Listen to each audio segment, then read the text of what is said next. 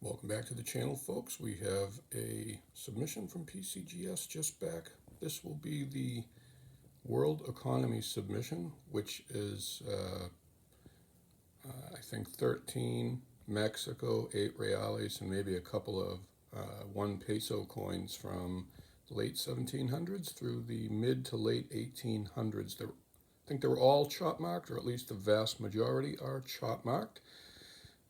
And they were submitted basically to confirm authenticity. They're just a little bit easier to sell when they're certified, and certified as, VF details, fine details, XF details, which most of these will fall somewhere in those 3 categories from my initial assessment. And we're going to get right into it, so we'll be right back. All right, we are back, and we're about to open up the cardboard box here, and the 13 World Economy, 8 reales and 1 peso coins. I think every single one of these will be detail grade. Here's the initial submission. We'll go and take a quick look at this.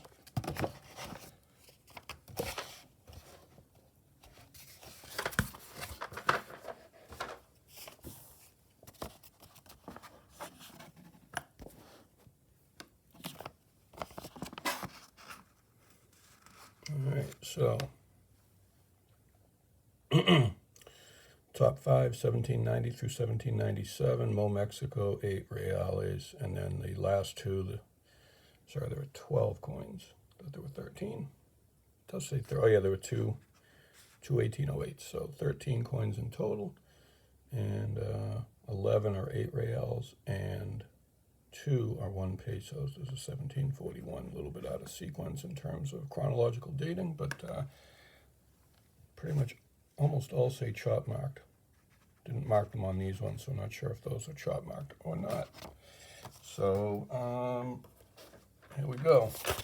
Again, not a lot of expectation on these things. Never really sent a submission like this in before, so it'll be interesting to see what we get back. There's paperwork over here.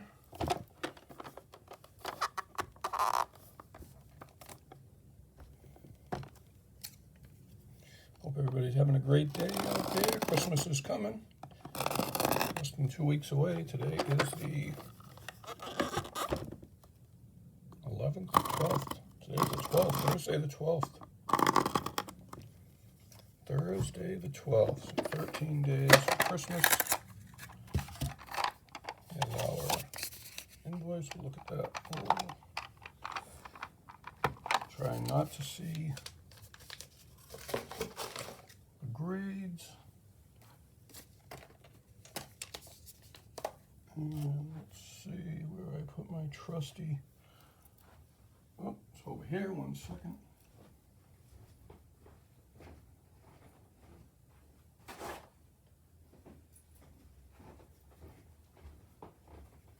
Very complicated grade concealing device. We'll start from the beginning because we know that, I'm just going to put this over here to get it out of the way. We know that these are all chop marked and they're going to be details grades anyways. 1790. Not a lot of detail. Looks like pretty much a full rim except around 2 o'clock, but I think that just is attributed to the coin being so old. 230 years old, something very good range. So there's your genuine, which we knew was coming. Probably a VG. I don't think there's enough for a fine. I would just have to estimate this at VG details. Maybe it's a fine details. I'll say VG details. Fine detail, yep. So there's the attribution. Calico or Calico 951, Carolus the ruler, Carolus the fourth. Hope I didn't botch that too badly. Don't know the history of this too well. 1790 Mo Mexico, that's the mint, and fine detail. So I very good, fine, I guess it's fine, it's close. And then of course graffiti, they're all going to say that because of the chop mark. I think NGC will put chop marked on the holder as opposed to graffiti, but at least they did at one moment in time, and I thought PCGS might have at one moment in time. Maybe that's only on trade dollars, though. So I'm not entirely sure. Here we'll, out of habit, conceal the back, even though we know it's graffiti. Chop marks coming through, so let's flip it over. All right, a little more detail on this 1791. Stronger rim all the way around. Looks cleaned. Hard to tell. A little bright. Carolus again, the fourth. 1, 2, 3, 4. Interesting Roman numerals would be IV.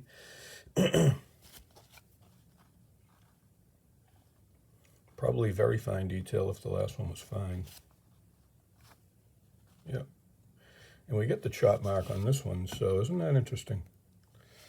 Now, what differentiates chop mark from graffiti?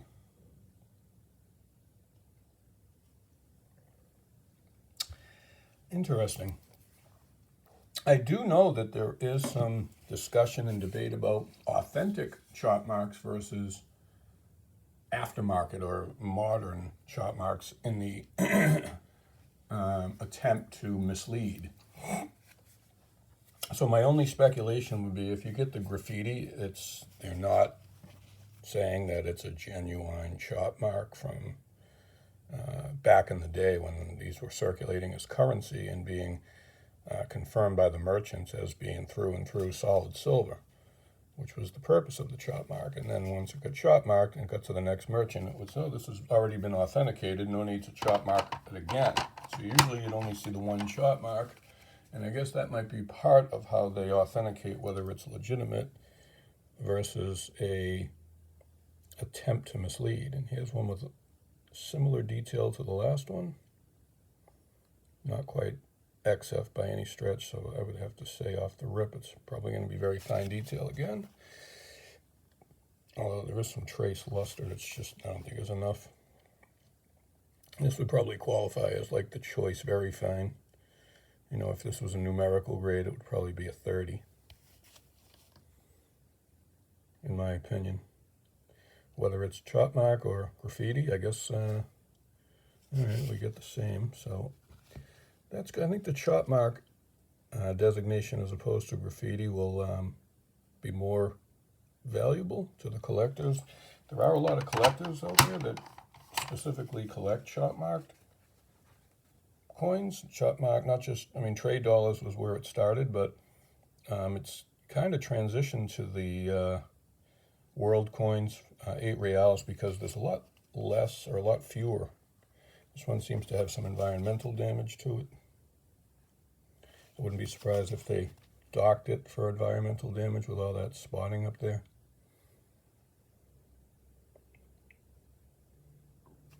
So probably VF, or maybe even just fine detail on this one.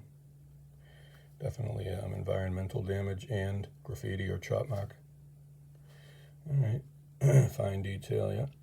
No mention of the environmental damage, so probably just not bad enough to warrant that, or maybe they just document the most obvious problems as opposed to multiple problems. Like annex holders will put corroded, cleaned, hold.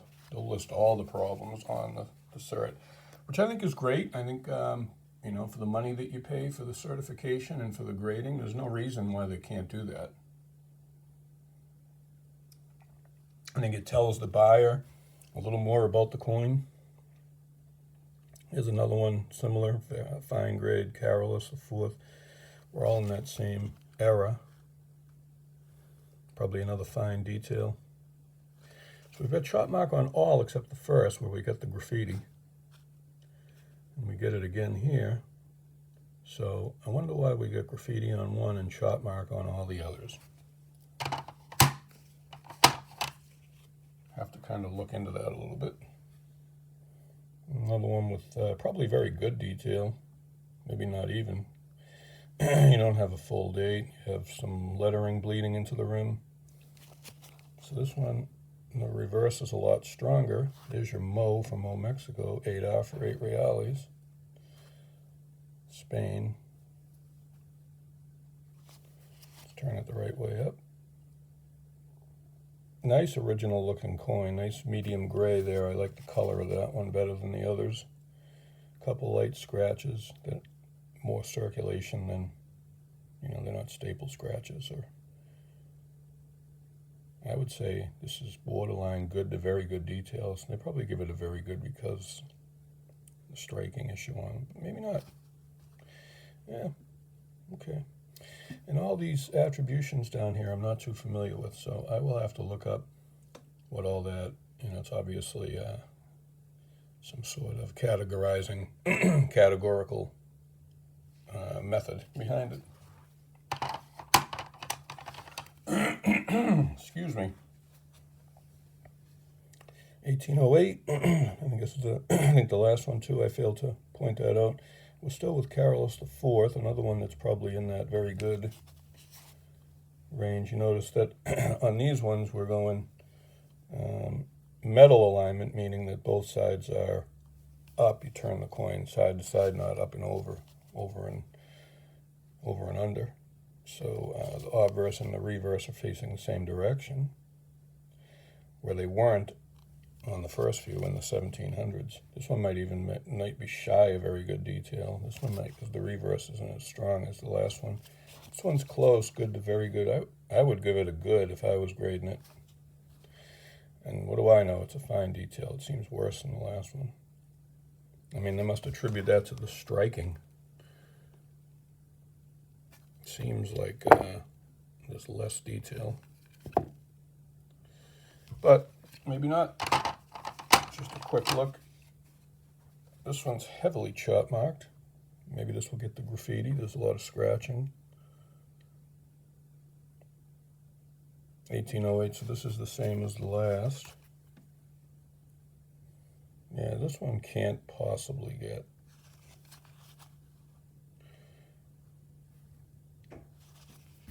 This one's got to be good, or, you know, very good at best. Maybe this one gets the graffiti. Tooled. Yeah, that. This one was heavily manipulated. Up the top, the tool marks, that's right there, I would have to say, or all of these maybe are tool marks. So maybe it was somebody's attempt to make it into jewelry or something like that. So this one, kind of a dud. We're moving into a new generation here, 1821. Ferdinand the 7th, I believe. He's kind of banged up, definitely bright, definitely cleaned.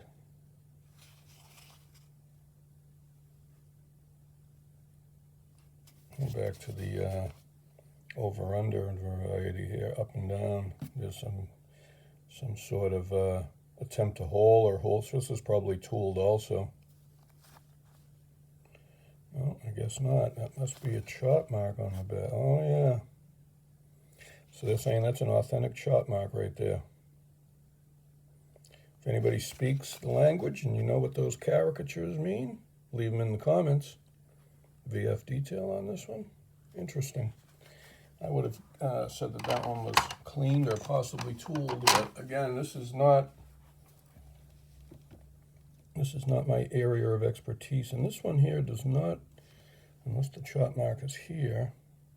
And we'll see when we flip it over. This is a different coin. I think we're still with Ferdinand, maybe? I'm not entirely sure.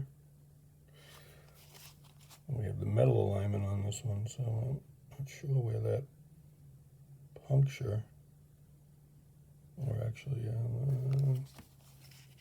we have a straight grade on this one. I didn't even notice that until that's interesting. There's no writing here. I mean, not sure what's supposed to be there. 8 reales. Well, Zacatecas, Z872. Wow, that's an interesting coin right there. I can't believe that's a VF20. That upper left quadrant there is either missing or just devoid. I have to take a look at some of the templates online of that particular coin. But this is the main reason why these were sent in, just because I am completely in the dark on this stuff. And these were bought at auction for a decent price. That's a nice coin. It has nice, what I call wet cement toning to it. Just a nice look. And here we are, another Mexico, 1741.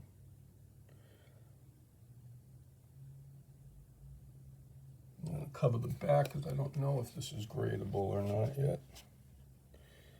Looks to me like it should be straight gradable. I don't see too much that would prevent it from a straight grade. I think that's a pretty nice coin. Take a look one more time over here. We have some marks, but I don't think those would hold it back from a grade. And this is pretty close to XF, in my opinion, with the intricate details and the high relief. Pretty well defined. I mean, the rim is all chopped, and that might be... It almost looks intentional, but I don't know if that's damage or if that's the way the coin is struck. If it's damage, obviously, because it's smooth down here, or smoother, but not really. If it's damage, it's the, it's a details grade, but if that's not considered a problem, or if that's part of the coin, I don't see anything else holding it back. So yeah, we got the genuine, so maybe it is damaged. Scratch of all things, and it's AU detail. Imagine that. So the rim didn't hold it back. This scratch did, I'm assuming, which is really unfortunate, because if that ever came back a straight AU grade, that would have been a really big score. I knew it was XF, but didn't think it would make AU. It's just unfortunate. I don't know if that scratch or that scratch, but that's a pretty strict, considering the, what looks like damage on the rim, but, when you look at it, it's too uniform. So that tells me this is how it was designed. It's probably hammered by hand, something like that. Beautiful coin, regardless. I think that's still a desirable coin for the collector who's into that, detail or not. I think we have the 1 peso coins last. And Maximilian. Let's get that nice two-tone circulated look there. Dark light. Not seeing anything to hold it back from a straight grade on the obverse. 1866. Unless there's a little bit of cleaning going on. Let's see if we get the genuine. Oh, we got a straight grade. That's nice. Let's see. We got some trace luster going on. I think we're close to XF, but I think it's more VF. Let's say VF 30. Maybe 35. 35. Okay, should have stuck with my first thought. I knew it wasn't quite XF, but it was getting close. Too flat. Too flat. Too flat. Still solid. And that's a pretty nice coin, and that's a desirable coin. I know that particular coin always conjures quite a bit of interest when I've seen it sell. And this one's the last but not least. Go Mexico, G-O. 1 peso, Libertad. One of the more modern of them all. You got the eagle on the bag, 1871. This one is probably the least valuable of them all, but the eagle wings, feathers, and the intricate detail all the way around tells me this is pretty much an XF. You got nice detail on the high relief areas. I would say it's XF and should be straight graded, but stranger things have happened. But yeah, we got the straight grade. XF 40 maybe 45. Last time I should have went with my first instinct, so I'll stay with 40. But I think it's an XF 40. Well, I should have went with my second instinct. So that's it for the Mexico 8 reals and un peso coins. And if you have any knowledge or insight or information on these, please feel free to share. Always interested. We have several more shipments on the way back, including our 2-item currency submission, the 2 Vermont notes, the large currency $5 and $1 bill from White River Junction, Vermont, and I forget the other city. Rare pieces, and then the modern World Moderns. Those are the China Pandas from 1991, the small dates, and the colorful Canadian silver dollars. And then we have the regular U.S. submission coming back, which this submission will probably be back in a week or two. A couple Morgans, nothing special. Some Tidy House Morgans. I think that's a VAM, that 87. Nice seated $50 that I thought was a good XF. 3 Lincoln cents S over S, and then the Cleveland $50 that were in the original packaging. So those will be back. The notes will be back possibly by the end of this week, early next week, and then we should see the World Modern back by the end of next week as well. Like, comment, subscribe if you'll be so inclined. samscoinsandheavymetal.com, samscoinsandheavymetal@gmail.com. Find us on eBay under the same name, and on USA Coin Book at Jimmy Page is great. If we don't see you before the holiday season, happy holidays to everybody out there. Hope everybody has a good one.